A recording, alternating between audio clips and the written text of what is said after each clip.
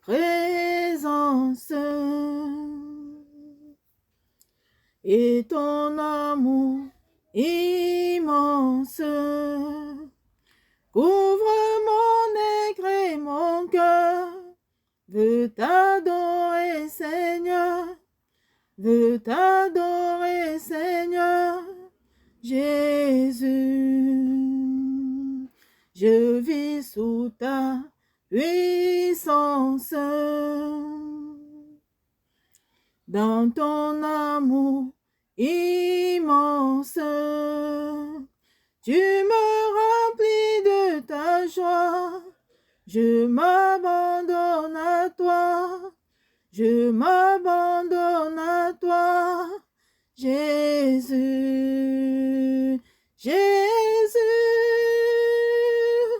Jésus, oh, Jésus, oh, Jésus, oh, couvre mon nègre et mon cœur, veux t'adorer, Seigneur, veux t'adorer, Seigneur Jésus.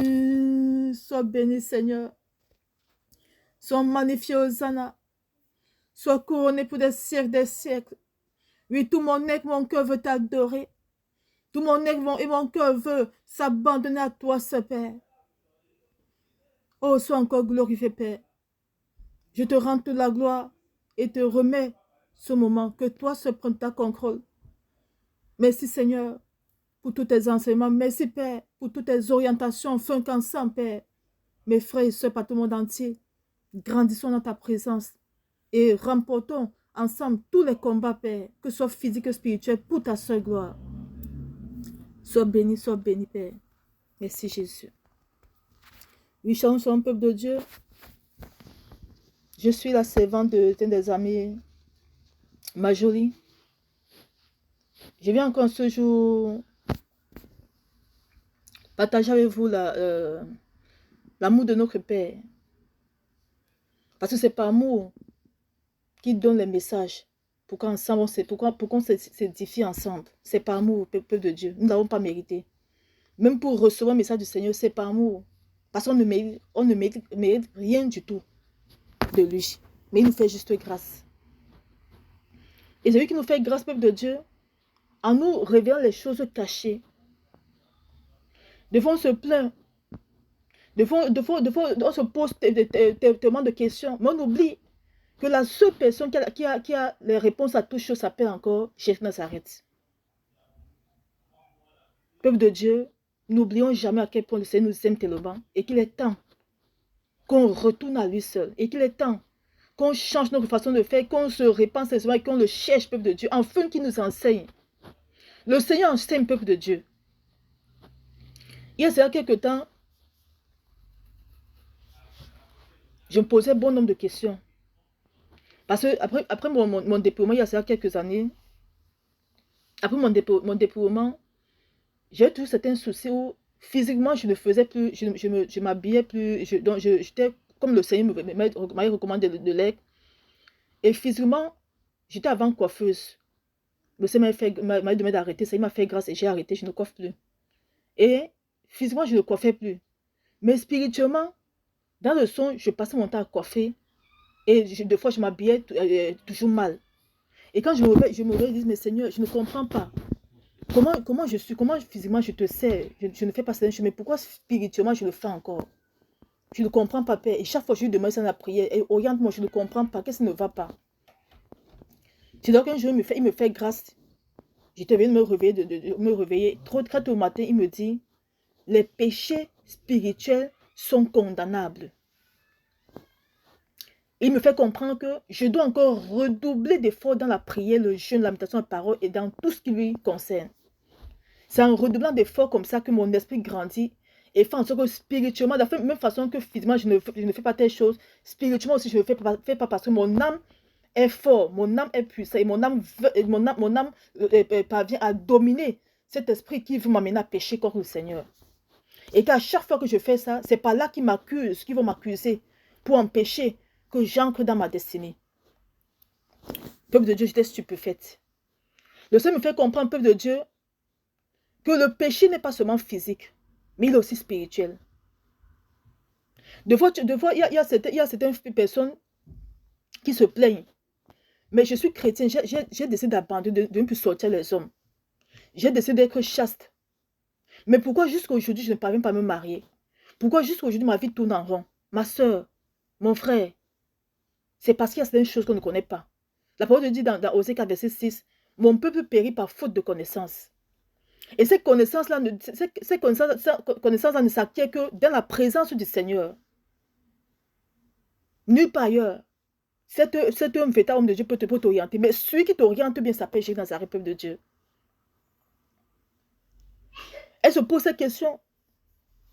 J'avais une connaissance qui se pose cette question chaque fois. Mais j'ai arrêté de sortir les hommes. Maintenant, j'ai décidé de marcher, d'être chrétien. Je vais à l'église. Mais pourquoi est-ce qu'aujourd'hui, je ne parviens pas? Ça fait plus de 6 ans que je ne suis pas mariée. Pourquoi ma vie tourne toujours en rond? Pourtant, les gens auprès de moi vont se marier tous les jours. Mon frère, ma soeur, c'est parce qu'on n'a pas compris certaines choses. On s'est juste contenté de dire qu'on ne pêche plus. On s'est juste contenté de prendre des résolutions. Mais on a oublié que nous avons deux êtres. L'être physique extérieur, qui est le corps. Le corps, c'est qu'on voit là. Qui te parle actuellement. Et l'être spirituel, qui est ce qu'on ne voit pas. Et c'est l'être spirituel ou l'être intérieur, c'est lui qui domine l'être physique, bien aimé. Tu peux te prendre des résolutions de ne pas pécher. Mais si spirituellement, ton esprit n'est pas fort, tu vas aussi pécher spirituellement. Donc toi qui te plains, ma soeur, que pourquoi depuis j'ai arrêté de sortir des hommes, je suis chrétienne, pourquoi je ne marie pas, pourquoi ma vie ne tourne en rond? Ma soeur, c'est parce que, certes tu ne pêches plus, mais tu as oublié une seule chose, qu'il y a deux choses qui vont de pair. Certes tu ne pêches pas, mais tu dois demeurer dans la prière intense. Tu dois demeurer dans le jeûne intense. Tu dois demeurer dans la méditation de la parole de Dieu. Lorsque je mettais la parole, je suis tombée dans Luc 2, verset 37. Il y a quelque chose qui m'a captivée. La prophétesse Anne.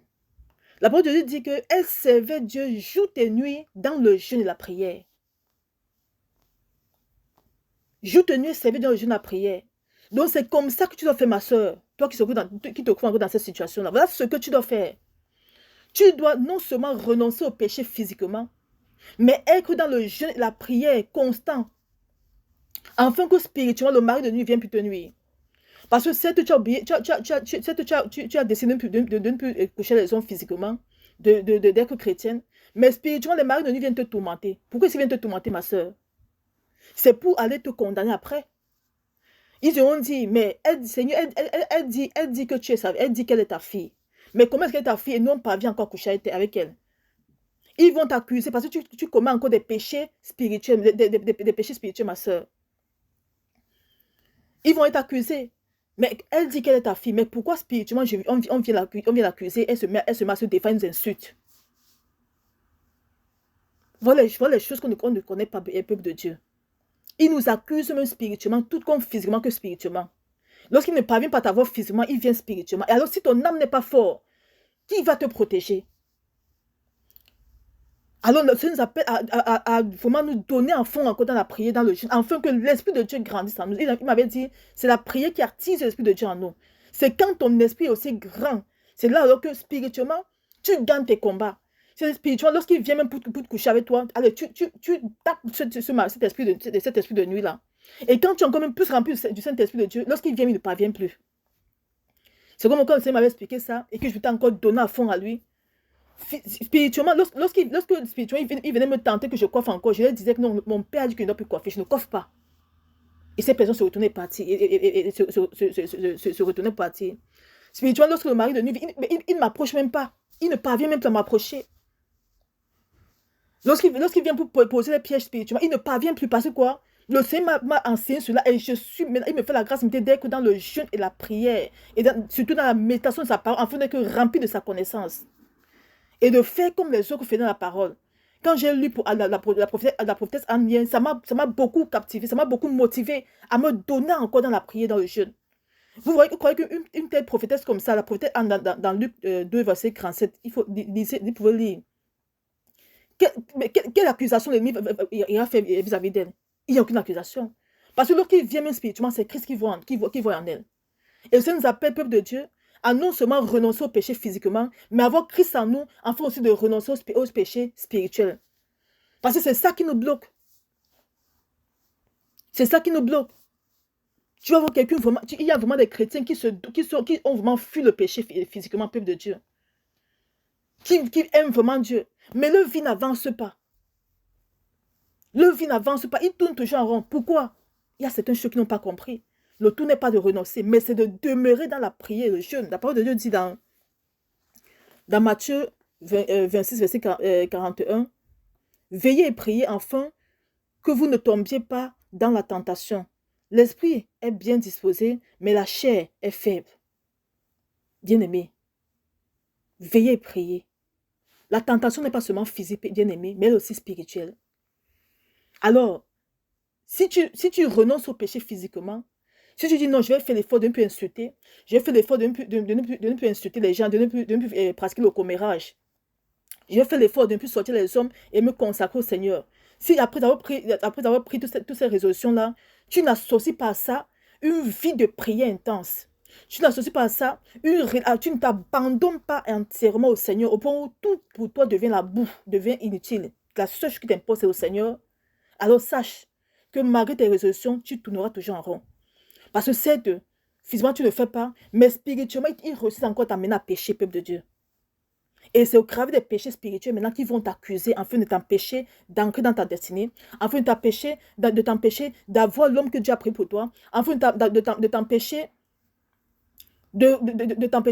d'acquérir tous tes talents que Dieu a mis en toi. Deux fois, lorsque je prie le Seigneur ou mes yeux, j'entends comment ils vont pour m'accuser. J'entends le Seigneur dire, laissez-la. Comme vous dites, peuple de Dieu, le diable nous accuse matin, midi, soir. Les sorciers nous accusent matin, midi, soir.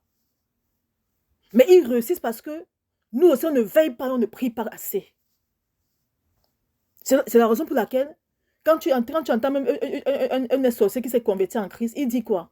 Qui condamnait les gens même seulement pour la reine dans leur cœur. Seulement parce qu'ils ont insulté quelqu'un, ils passent par là, ils te détruisent totalement. Mais à plus forte raison maintenant spirituellement alors. Lorsqu'un sorcier veut te faire du mal, bien aimé, il ne vient pas physiquement, il va spirituellement.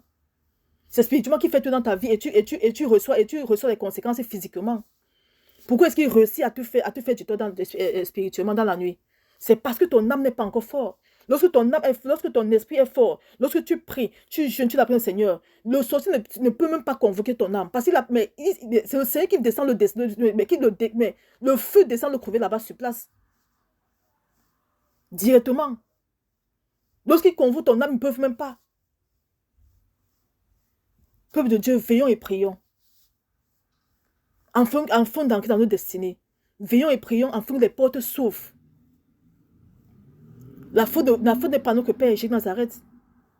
Il nous a tout laissé sa parole, de le chercher au travers d'elle. Si on ne va pas le chercher, qui nous enseignera toutes ces choses à bien-aimer? C'est ce qu'il m'a dit que je viens aussi partager avec vous. Pour qu'on prenne conscience de beaucoup de choses. Il m'a dit, les péchés spirituels sont condamnables. Donc, lorsque tu as encore les maris de nuit dans ta vie, sache qu'ils font ça pour toujours t'accuser afin que tu n'entres pas dans ta destinée, afin que tu ne te maries jamais physiquement. Et que même si tu te maries, que ce ne soit pas l'homme que Dieu a prévu pour toi.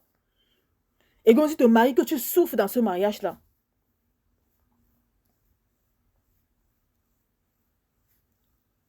Ils vont t'accuser que oui, elle dit qu'elle pratique la chasteté, mais spirituellement, pourquoi spirituellement, elle pratique encore l'impudicité? Pourtant, elle doit être propre à tes yeux. Mais pourquoi est-ce qu'on réussit à coucher avec elle spirituellement?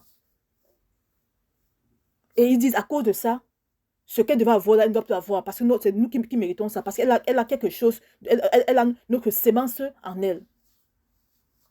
Peuple de Dieu, arrêtons d'être des chrétiens superficiels, mais soyons des chrétiens en profondeur. Recherchons le Seigneur en profondeur. Recherchons le Seigneur en profondeur, bien-aimé. Et tout ça, c'est dans la prière, le jeûne, la méditation de la parole et de pratiquer le bien autour de nous. C'est tout ça qui t'amène à grandir spirituellement. De la même façon que tu veux que tu te dépouilles physiquement là, tu dois aussi te dépouiller spirituellement, bien aimé.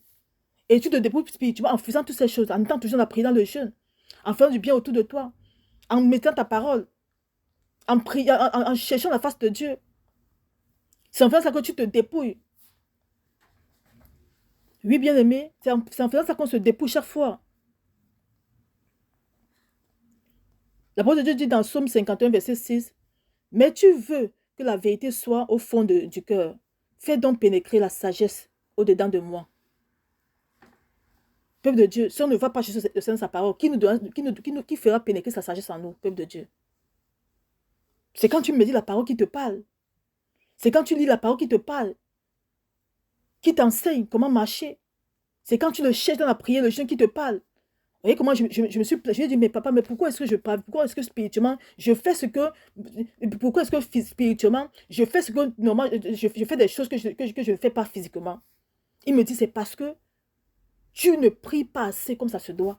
Tu n'es pas dans ma présence comme ça se doit. Vas-y encore, tu verras. Et quand je m'étais levé vraiment, quand je m'étais encore donné en profondeur, mais il dit, si je vis, c'est plus moi qui vis, c'est Christ qui vit en moi. Et quand tu te donnes comme ça, l'Esprit de Dieu grandit encore en toi, peuple de Dieu. Et quand il grandit en toi, tu gagnes tous tes combats spirituels. Lorsqu'il vient pour poser des semences négatives en toi, tu gagnes, tu les fouettes même spirituellement. Tu refuses même de faire certaines choses spirituellement. Et c'est ainsi que tes portes s'ouvrent. Tu te vois dans ton sommeil, tu te retrouves dans une prison. Mais tu penses qu'il te met dans cette prison, pourquoi, bien aimé? C'est pour t'empêcher de réussir physiquement. Un prisonnier n'a droit à rien. Quand spirituellement tu te retrouves dans une prison, dans tes songes, tu te retrouves chaque fois dans une chambre enfermée. Physiquement, un prisonnier n'a droit à aucune opportunité. Un prisonnier ne peut pas travailler. Un prisonnier ne peut pas aller faire ses achats. Il ne peut rien faire du tout. Alors, quand ton âme est emprisonnée comme ça, c'est la même chose qui se reflète physiquement, bien aimé. Tu ne peux rien recevoir physiquement. Alors, maintenant, si en tant que chrétien, ton âme est enfermée là-bas et que tu ne te donnes pas dans la prière à fond, et que tu ne cherches pas le Seigneur, afin qu'il te libère de cette prison-là, qui le fera? Mais selon laquelle beaucoup de chrétiens souffrent encore de nos jours-ci. Ils tournent en rond. Ils n'avancent pas. Et deux fois, tes mains n'avancent même pas, qui commencent à être frustrés. Lorsqu'ils voient les autres en face de qui aussi, ils sont frustrés. Mais on est frustré parce qu'on n'a pas encore l'Esprit de Dieu en nous. Quand tu as véritablement Jésus-Christ en toi, mais tout ce que tu vois auprès de toi, c'est la boue. Lorsque tu as vraiment Christ en toi, lorsque tu vois même quelqu'un qui n'est pas encore dépouillé, au lieu d'avoir de la médecine pour lui, ou du mépris pour lui, tu as plutôt de la compassion pour lui. C'est ça le rôle du Saint-Esprit de Dieu en nous. C'est d'avoir la compassion pour ceux qui n'ont pas encore compris la vérité. Mais si tu te dis chrétien, et que tu vois celui qui n'est pas dépouillé, et que tu te moques de lui, c'est que tu n'as pas encore l'Esprit de Dieu en toi, comme ça se doit au peuple de Dieu. Parce que ce n'est pas par ta faute que tu as pu te dépouiller. Alors prie pour ces personnes qui ne connaissent pas encore la vérité. L'Esprit de Dieu de nous vient de la compassion, l'amour du Seigneur pour ceux qui ne connaissent pas encore la vérité. Alors peuple de Dieu, soyons vigilants et retournons à la base qui est Jésus de Nazareth. Retournons dans sa présence, dans la prière, dans le jeûne, afin de la même façon que nous avons renoncé au péché physiquement, que nous renonçons aussi à ce même péché spirituellement, enfin maintenant d'entrer dans notre destinée, afin que les portes qui étaient fermées dans nos vies s'ouvrent, afin que tout ce qui était mort en nous reprenne vie par la puissance du Saint-Esprit de Dieu, reprenne vie par la puissance du sang de Jésus de Nazareth. Merci Seigneur. Merci tant Père pour ce moment. Sois glorifié, sois magnifié. Et fais-nous la grâce méritée, Père, de demeurer dans ta présence, de nous abandonner à toi, afin que tu nous remplisses de ta sagesse, afin de vaincre tous les combats de cette terre et d'être plus que vainqueur, comme tu l'es, Père. Merci Jésus. Bien-aimés, partageons autour de nous, afin d'édifier aussi quelqu'un. Partageons vraiment autour de nous. Si ça t'a vraiment plu, si ça t'a vraiment édifié, alors partage aussi à quelqu'un d'autre, afin qu'il change sa façon de faire auprès du Seigneur. Soyons tous bénis. Amen.